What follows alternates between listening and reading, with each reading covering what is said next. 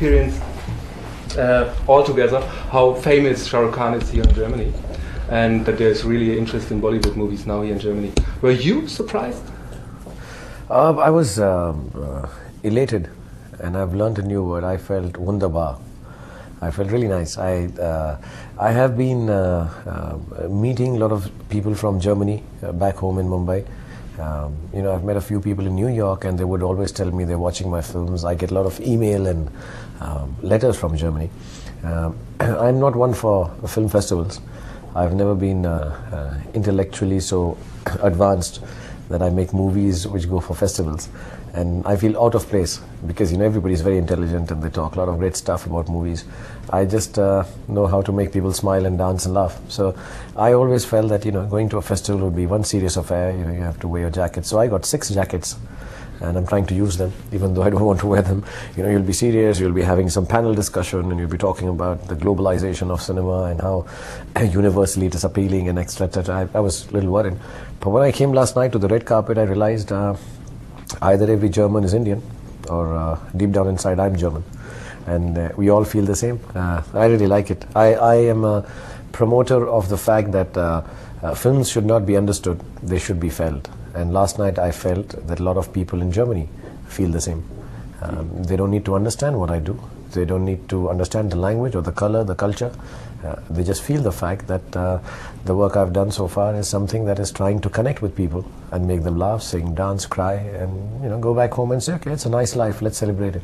So I felt the celebration of life in Berlin, and I want to thank everyone in Berlin. I'm very touched.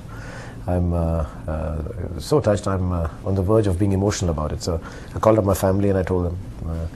I called my son and I said, you know, your dad is as famous in Germany as Balak is in Mumbai. So, and as Rummenigge is, or you know, all the great soccer players from Germany, because we follow soccer very closely. So he was, no, I don't think so, Papa. I don't think you can be as famous as Balak.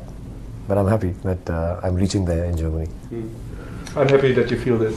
No, I was very touched. Very touched. It's really nice. What would you say makes a Bollywood movie compared with the films we are used here in Germany, the Western movies? I don't think there's so many hard and fast rules. See, every place, if you tell a story which I narrate to your family, and you tell me the same story I know, and I go and narrate it to my family, we'll have some differences in it. The story would be the same. So I think each film tells a story, the same stories. You know, you talk about triumph of mankind, you talk about triumph of human spirit, you talk about romance and love, you talk about aggression, and you talk about you know, comedy, you talk about fun, you talk about jokes. Everybody has a different presentation. I don't find a wide difference in the story part of it or the storytelling part of it. But yes, of course, on the face of it, it starts looking different because the language is different, the locations are different, the situations are a little different. Like when I'm driving down Berlin, there is no traffic jam. So I don't expect you to write a scene with a traffic jam in it. But in Mumbai, I'm like, you know, you do a car scene, it has to be in a traffic jam. You know, maybe you won't understand that. You say, why are there so many people? You know, who are these people? Why is the Indians copulating so much and producing so many kids? So, you know, there's a difference in, there is a beginning difference. But once you see beyond that, I don't find there is much difference. Yes, of course, our songs and dances do come as a USP, which I guess nobody in Europe does anymore. But 30 years ago, everybody was doing musicals. So, you know, either you can say we are still backward, or you can say that we just still love singing and dancing. But that's the only difference on the face of it, and of course our film's a little longer, to say the least. Let me ask one thing. In Om Shanti Om, you say always happy endings. Yeah, always happy endings, but real life does not really end happily always. So maybe this is the difference for a European with all German melancholic, sentimental movies, or with sad endings. Maybe this could be the difference. Why always happy endings? There are 2 reasons. One, we make a lot of films with sad endings. We do. The second difference is, why do we make films with happy endings? Why do we always have hope or love or happiness at the end of a film? See, where I come from, the country has been ravaged, has not had such a great economic growth, and still there's illiteracy, there's a lot of poverty in the country, which is changing. The economy is changing now. But there was a time when you know, when I see a Hollywood film, or I don't know, European film is like that, it's larger than life. The ecstasy, the hopes are bigger. Let's talk about aliens, you know, let's get the hero married to an alien girl. Let's take the President of the United States and take him and break the meteor which is going to wipe the existence of Earth. So fantasies are really big because in real life you have already achieved so much fantastic stuff. You have the coolest watches, you have a fantastic degree of lifestyle, which is very comfortable. There is literacy, everybody's got a higher standard of living. In my country, you still don't know whether you will be able to marry for love, because you don't have the money. You have to make choices. Your biggest dream is, you know what, I want to get married, I want to have children and own a small car. A Volkswagen, Beetle, good enough for me. I don't want a Mercedes. So our fantasies are still more real. And we need to end the film saying, it may not be good in real life, but see, there's always hope. There's always happiness at the end. You will get what you want. It's like encouraging a child or telling people, see, it's not as bad as it seems.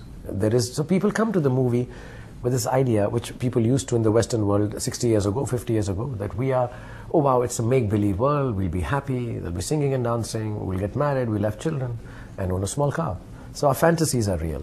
And you know, in real fantasy, I mean, what do you want? Just happiness. So we have happy endings. Okay. In Om Shanti Om, it's a love story where the people have to overcome various obstacles. There are parallels to your own love story as well, right? Not much. I had a little problem. There are two people. He's a junior star. She is a really big Bollywood star. And they come from very different backgrounds, right? But in the end, they fall in love. Yeah? So when you started your career, you also were from a very different world than your today wife, right? Are there any parallels between the movie and your own biography? Just my wife is Hindu, and I'm Muslim. Yeah, initially they were like, you know, my wife's parents didn't like my hairstyle. And, you know, actors are sort of looked down upon. People think if you're an actor, you must be doing drugs, you must be drinking, you must be womanizing, you must be a rock star. You know, it's an image people have when they're not into workings of films. So I guess their fears were sort of okay, because, you know, I was from a different religion, I was going to be a movie star, and my parents had died. So they were like, you know, there's nobody senior around him. How is he going to look after our daughter? He's taking her to Bombay from Delhi. So there were little reservations. But then I sort of convinced them that it's okay. And I've stuck to her 15 years, or she stuck to me 15 years. So they were resolved. But not in terms of backgrounds. I think we were similar backgrounds as far as the economic aspect was concerned. I was as educated as her family was. So I didn't have issues like that. But the movie is much larger than life, yeah. But you have this disparity in our country, where you know, you need to choose love according to your economic standing. I hope it's on. Okay. A love story in India. What do you have to have with the essentials in a love story in a Bollywood movie? Which essentials do you have to put in? What are the essentials of a love story in a Bollywood movie? Actually, if you ask me, just me. You don't need anyone else. That's it. If I'm there in a love story in Bollywood, it'll be a beautiful love story. But you need to have a boy meets girl. You need to have some kind of an obstacle or disparity in social standing. You know, West Side Story? Have you heard of the movie West Side Story? Or the play?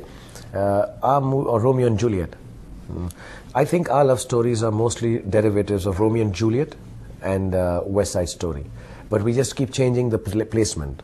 You know, so either there's a family problem, or there is a status problem, or like in Om Shanti Om, and the dream is always there's an underdog. So I think basically love stories, though I've started making a few love stories post-marriage. You know, why does love go out of marriage after a couple of years? So should we rekindle love, like a movie called Chalte Chalte? You know, so but basically the inherent quality is you need to have a pretty couple. You need to have some songs and dances. And you need to have an obstacle, either a villain or a society, and you know, against all odds, hopefully get them together. But there was this beautiful love story called Qayamat Se Qayamat Tak, which means from doomsday to doomsday in English, and that one had a very sad ending. Finally, the couples end their life because they can't be together. So there are movies, love stories, which normally love stories should leave on happy ending, because lovers are nice people. Why give them sadness? In this West Side Story movie, have you been the mean role? We remade who was that the film. female? Aishwarya? Aishwarya Rai. Aishwarya was. I remember. She was my sister in the movie. I remember. We were twin brother and sister because we look like each other. You have not green eyes. And I wore contact lenses. Are there any, if you have a love story in a Bollywood movie, are there any limits you have to respect? We don't have in our culture? Not really. Not anymore. Not anymore. Maybe 10 years ago, you needed to make the love stories very innocent and naive and simple, because love stories were normally for the younger people. So you said, okay, let's not get into a situation where it gets complicated. So the complexity of a love story was reduced, and you kept it like Love Story, the English film. There's just a little obstacle, and it does not get into sexual intricacies. It does not get into confusing zones of how society will react. It was kept very simple. But now no longer. I think there is no sexual repression. There's no. You can have a little edgy love story and it'll work. I think some people are planning something. I'm too old now to do love stories, really. So nobody's offering me any love stories, thankfully. But now you can be a little more edgy with love stories in India. There's no restriction as such. There's a little bit more skin and more body in Om Shanti Om, right? Well, there was, because now, when the younger guys are coming in, a lot of them tell me that, you need to be physically very well-toned, like Brad Pitt and Tom Cruise and stuff. And it's a very good thing. I think it's a healthy thing. See, Indian body type was never, something that you look up to, like how you see Africans and they're, able-bodied, and Germans and Americans. They're very conscious of the physicality. Indians were never. The kind of food we eat, really. So I just was playing this character who's not a good actor, just has a good body, and, he's very cool and doesn't give a damn, star son. So it was just a little parody or a takeoff on that. So I just built it up for those 3-4 months. Also, my son felt my physique is not good. So just to impress him, I developed a six-pack. He's got a six-pack. So he says, you're flabby, you're fat. So I said, okay, I'll show you. So 3 months I worked hard and got it. You look stunning anyway. Very last question. There are many commercials with Shah Rukh Khan on Indian TV, and also there's product placement in Om Shanti Om. What does it mean to make money? Just to make money? Or does it mean anything else to you?